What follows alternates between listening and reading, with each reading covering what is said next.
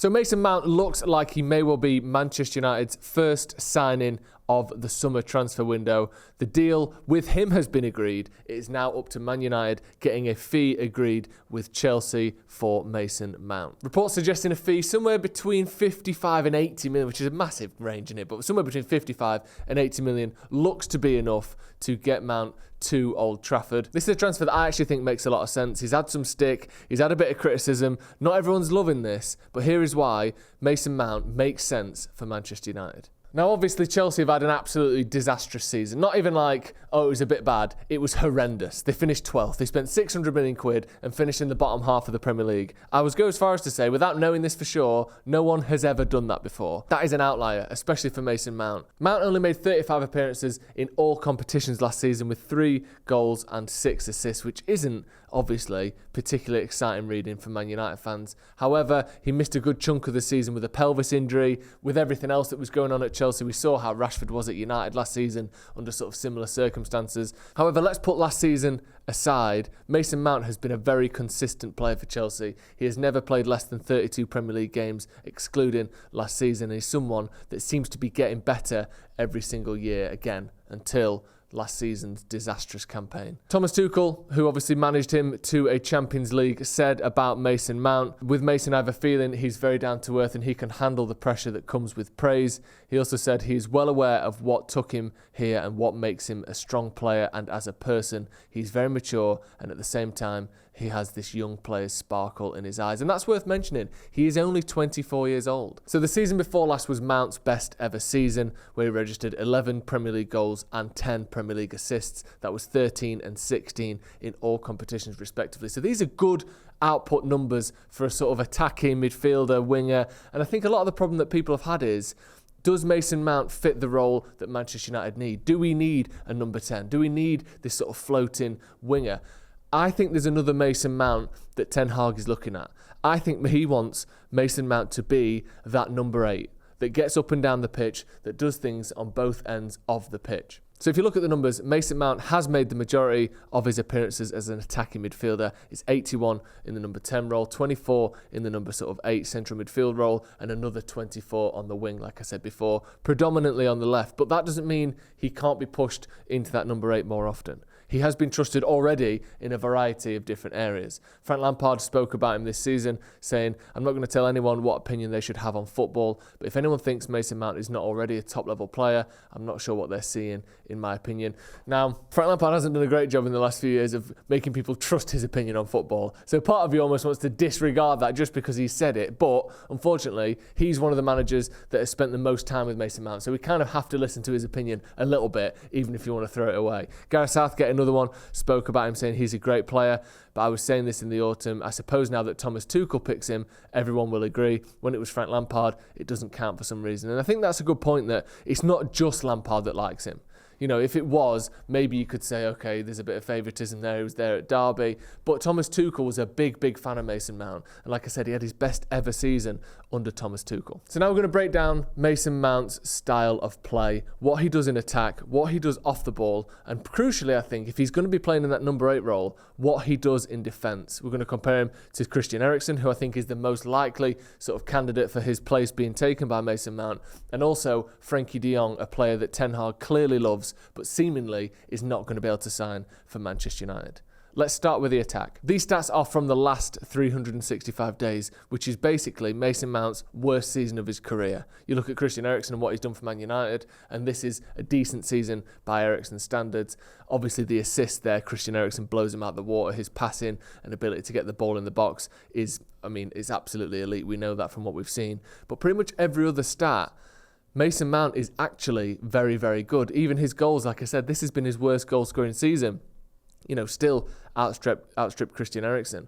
And I think the progressive passes where Eriksen is better than Mount, That's because Eriksen is playing in a deeper role. You've got more ability to play the ball forward if you're sat just in front of the defence. You don't get that ability as often if you're playing in the final third, as Mount has tended to do. Penalty area touches, again, you would expect that to be higher for Mount because of that advanced role, as you would with the shots and shots on target. But what we're seeing there is a player that is very good in attacking areas, and I think someone that would only progress by playing alongside the likes of Marcus Rashford, perhaps a Harry Kane or a striker that United signs in the summer. If he's got people to feed, he can do it. And also, as we see there, he can do the goals and set things up himself as well.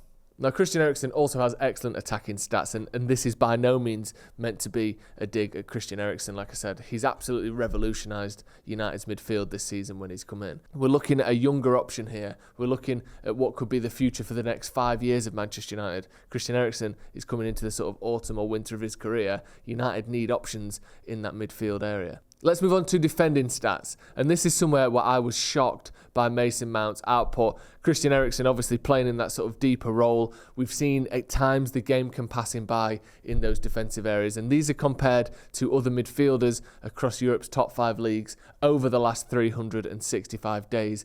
Mason Mount there, as you can see, the amount of green on that side, well ahead of Christian Eriksen in defensive areas. I think the crucial one for me is that tackles in the attacking third and tackles in the midfield third. Christian Eriksen is in the bottom 1% for tackles in the midfield third, which means 99% of midfielders make more tackles in that area than he does. You see the tackles in the attacking third as well. Mason Mount in the top 2% of tackles in the attacking third, dribblers tackled, all of these things. And Mason Mount, you look at the percentiles on the left, other than that tackling in the attacking third, he isn't an elite defender, but no one is claiming he is. And that's not what he's there for. We've got Casemiro for that. You know, we've got the sort of advanced Luke Shaw and Wan-Bissaka on either side who can stop those things in counter-attacking situations. But what we're seeing there is a player in Christian Eriksen who is, you know, well below average in a lot of defensive stats, to Mason Mount, who is someone who is average or above in those defensive stats. And I think a lot of people, myself included, thought, well, he's a number 10, he's an attacking player. He doesn't put the work in defensively. But the numbers actually say differently. And I think that's a massive thing. If he's going to play this number 8 role, you have to look at what he's good at. He's clearly decent at tackling. He's clearly very good at pressing high and tackling in that final third. Those are things that Ten Hag is going to want. And I think, you know, you look at the comparison there, he can clearly play that role and play the defensive side of that role very well. Now, obviously, it's not just Christian Eriksen, but he is the player in that starting 11 that I think has got the most likely chance of being replaced. There's also Fred, McTominay, Sabitzer.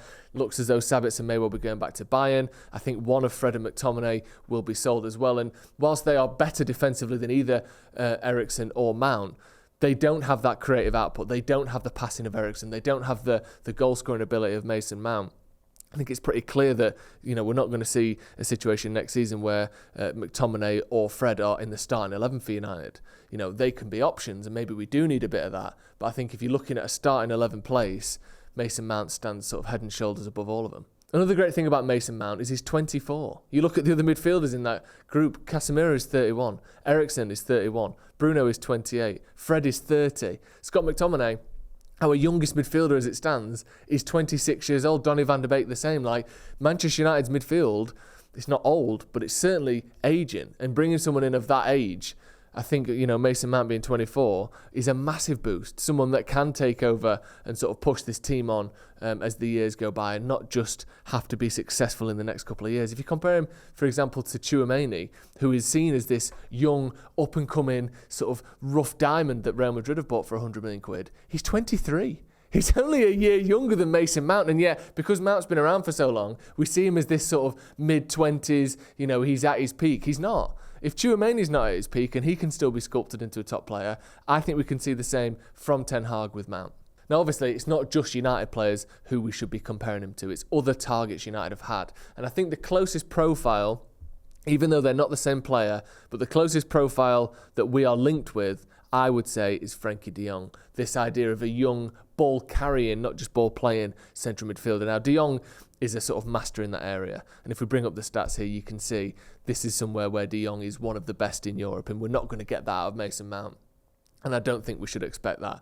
However, what you do see from Mason Mount is that he is above average in all of these areas. These things that Ten Hag wanted de Jong to do, you know, the ball carries, the passes into the final third, the progressive passes, the key passes, Mason Mount is not comparable, not as good as, but is sort of in that same ballpark as Frankie de Jong. He also is good at those things. He is better than most midfielders at those things. And one thing that you don't see on that graphic, Frankie de Jong has never had a season where he scored more than 3 league goals. So yes, you are lacking in some of those areas, but Mount is better than average in those areas and also has other things to his game. And the other thing, the fundamental thing, Frankie de Jong isn't available. We can't get him. We know that's who Ten Hag wants. We know that's number one, but we can't get him. So now what? You have to get an alternative, and I think Mount is a fair alternative. So in conclusion, Mason Mount, I think he gets a bad rap because he's a bit boring. He's a sort of standard English, played under Frank Lampard kind of player. He doesn't seem to be particularly exciting. He's not particularly skillful. He isn't seen as a sort of master of anything. He's a bit of a jack of all trades, but maybe that's what Ten Hag wants.